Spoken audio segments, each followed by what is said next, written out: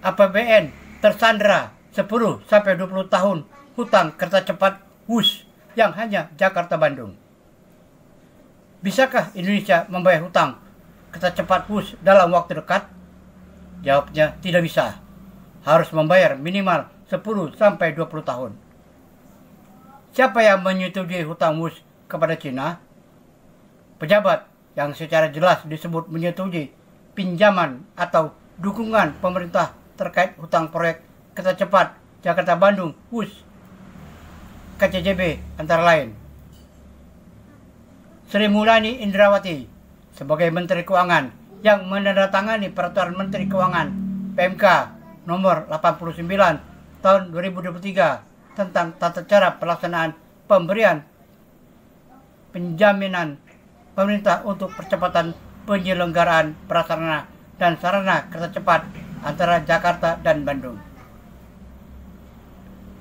Kartika Wirjoatmojo, Wakil Menteri BUMN, disebut-sebut dalam pembicaraan negosiasi bunga dan skema keuangan proyek kereta cepat. Berikut adalah informasi mengenai pejabat yang terlibat dalam persetujuan dan penandatangan utang proyek kereta cepat Jakarta-Bandung KCJB dengan China Development Bank CDB. 1. Penandatanganan perjanjian pinjaman. Pada bulan Mei tahun 2017, perjanjian pinjaman antara PT Kereta Cepat Indonesia Cina KCIC dan China Development Bank CDB ditandatangani oleh Hanggoro Budi Wirjawan, Direktur Utama PT Kereta Cepat Indonesia KCIC, Hu Haibang, Chairman China Development Bank CDB. Penandatanganan ini disaksikan oleh Presiden Joko Widodo dan Presiden Xi Jinping dalam pertemuan bilateral di sela-sela KTT Sabuk dan Jalan untuk Kerjasama Internasional di Beijing. 2. Persetujuan pemerintah Indonesia. Meskipun proyek ini awalnya direncanakan tanpa menggunakan dana APBN dan tanpa jaminan pemerintah, pada tahun 2023 pemerintah Indonesia memberikan penjaminan terhadap sebagian utang proyek ini. Penjaminan ini dituangkan dalam Peraturan Menteri Keuangan PMK nomor 89 tahun 2023 tentang tata cara pelaksanaan pemberian penjaminan pemerintah untuk percepatan penyelenggaraan prasarana dan sarana kereta cepat antara Jakarta dan Bandung. Sri Mulyani Indrawati sebagai Menteri Keuangan menandatangani PMK tersebut yang memberikan dasar hukum bagi penjaminan utang proyek ini oleh pemerintah. 3. Keterlibatan KAI dan konsorsium BUMN. PT Kereta Api Indonesia Persero atau KAI sebagai pemegang saham mayoritas dalam KCIC bertanggung jawab atas pelaksanaan proyek ini. KAI juga mengajukan permohonan keringanan biaya kepada pemerintah untuk menjaga kondisi keuangan perserepan setelah pencairan pinjaman dari CDB sebesar 6,98 triliun rupiah.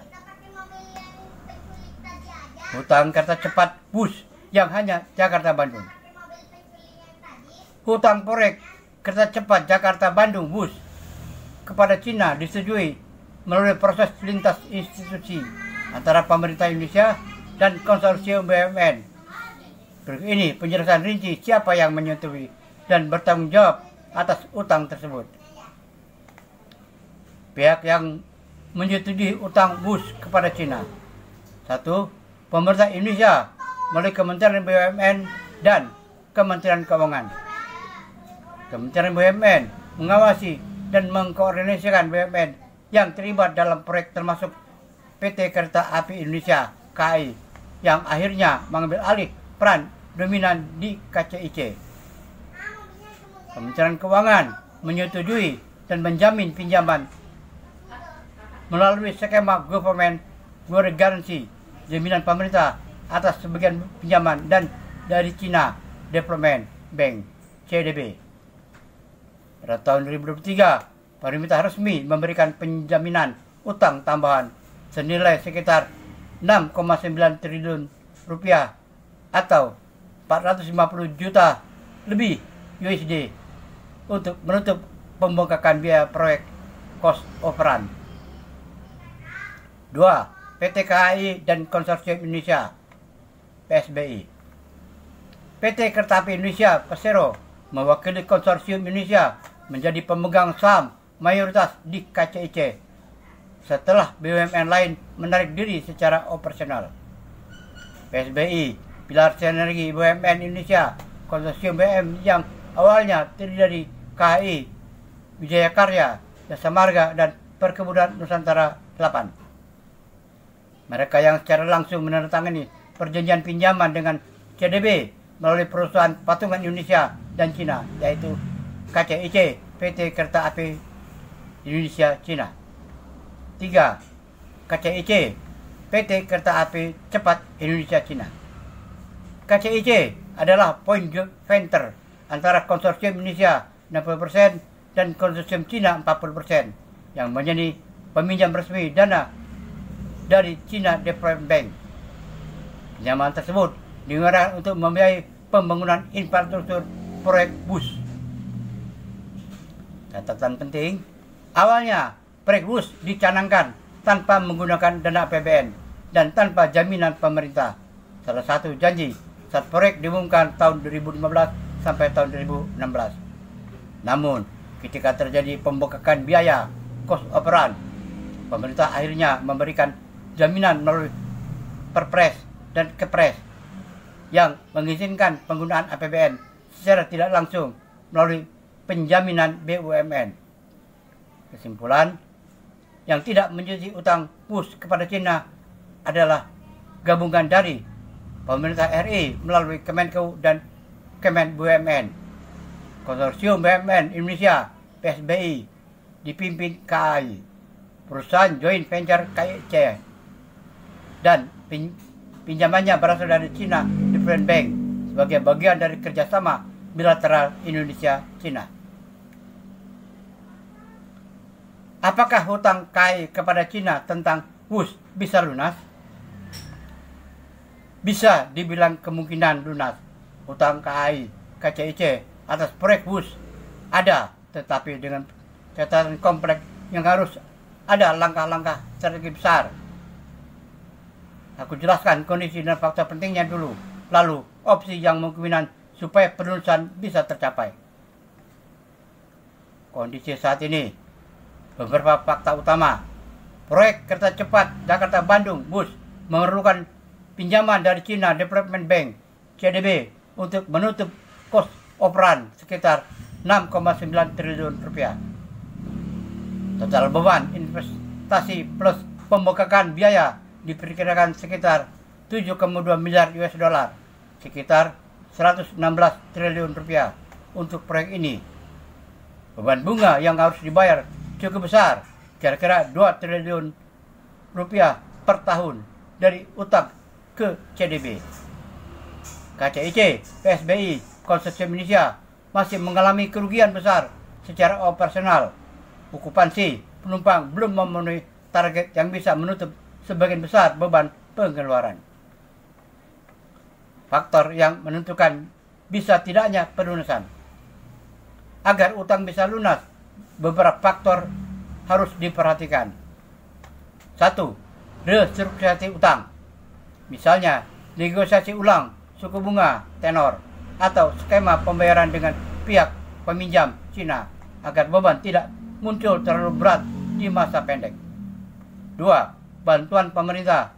Karena proyek ini adalah proyek strategis nasional, tidak hanya menjadi beban KAI saja, pemerintah bisa ikut menanggung biaya, memberikan subsidi atau suntikan modal jika diperlukan.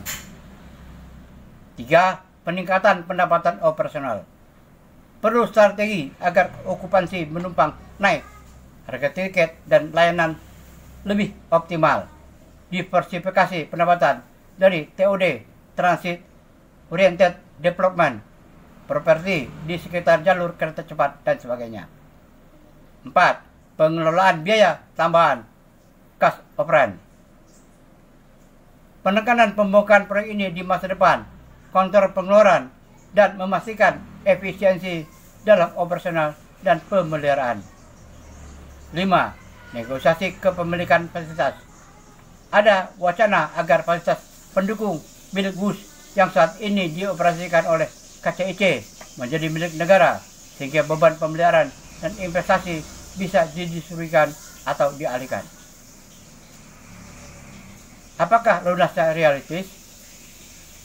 Melihat beban yang ada sekarang, pelunasan penuh dalam waktu singkat kurang realistis, kecuali ada kombinasi kebijakan yang sangat kuat.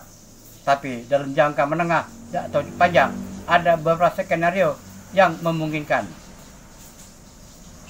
Dengan restrukturisasi utang plus bantuan pemerintah, peningkatan pendapatan, beban bunga dan pokok bisa diatur agar pembayaran lebih ringan dan bertahap. Jika proyek TOD dan pengembangan kawasan bisa dijalankan dengan sukses, bisa menjadi sumber pendapatan tambahan besar. Negosiasi ulang dengan pihak Cina bisa membantu, misalnya mengurangi beban cost of run yang harus ditanggung Indonesia atau memperpanjang tenor pinjaman sehingga arus kas KAI bisa lebih bebas. Skenario perusahaan dalam 10-20 tahun. Kalau kamu mau, aku bisa buat investasi skenario perusahaan misalnya dalam 10 atau 20 tahun berdasarkan beberapa asumsi supaya lebih jelas apa utangnya bisa lunas penuh dan kapan kira-kira mau aku coba estimasi macam itu. Oke, mari kita buat estimasi skenario perusahaan utang proyek WUS oleh KAI KCIC dalam jangka 10-20 tahun. Tujuan mengetahui apakah utang di Cina sekitar 69 triliun rupiah untuk cost of run bisa dilunasi dalam jangka menengah atau jangka panjang dengan asumsi realistis. Asumsi awal dasar simulasi. 1. Utang pokok 69 triliun rupiah. 2. Bunga tahunan 3,4% mengacu pada informasi dari pinjaman China Development Bank. 3. Pembayaran bunga plus pokok per tahun, angsuran tetap, menggunakan sistem cicilan tetap, anuitas. 4. Periode pelunasan simulasi 10 tahun atau 20 tahun. 5. Tidak memperhitungkan subsidi atau bailout pemerintah, base case. 6. Pendapatan operasional di luar simulasi pokok, tapi akan kita bahas nanti. Simulasi angsuran tetap, anuitas. 1. Pelunasan dalam 10 tahun. Gunakan rumus anuitas. P 69 miliar rupiah. R 3,4% per tahun. N 10 tahun. Hasil cicilan tahunan pokok plus bunga 8,19 triliun. Total pembayaran 10 tahun 81,9 triliun rupiah. 2. Pelunasan dalam 20 tahun. N 20 tahun, R dan P sama. Hasil cicilan tahunan pokok bunga 4,93 triliun rupiah. Total pembayaran 20 tahun 96,6 triliun rupiah. Apakah ini mungkin? Dari sisi pendapatan WUS, saat ini belum menutup biaya operasional sepenuhnya, jadi belum bisa menanggung cicilan 4,8 sampai 8,2 triliun rupiah per tahun sendiri. Tapi dengan subsidi plus pengembangan TOD, misalnya sewa properti, kerjasama bisnis, iklan, dan lain-lain, skenario 20 tahun cukup realistis dengan manajemen keuangan yang ketat. Skenario mungkin lunas bila 1. Pemerintah subsidi 2,3 triliun rupiah per tahun selama 5 sampai 10 tahun pertama. 2. Pendapatan WUS naik dari penumpang plus TOD menjadi 2 sampai 4 triliun rupiah per tahun. 3. Negosiasi penundaan atau perpanjangan pembayaran bunga ke Cina berhasil. 4. Tidak ada pembengkakan biaya tambahan di masa depan. Kesimpulan sementara, pelunasan 10 tahun berat, tapi bisa dicapai jika performa keuangan WUS membaik drastis, plus subsidi negara besar. Pelunasan 20 tahun jauh lebih realistis, apalagi jika strategi bisnis jangka panjang TOD, kemitraan, komersial, dan lain-lain berhasil. Tanpa bantuan pemerintah, KAI, KCIC kemungkinan tidak bisa lunasi sendiri dalam waktu dekat karena pendapatan belum mencukupi beban bunga plus pokok.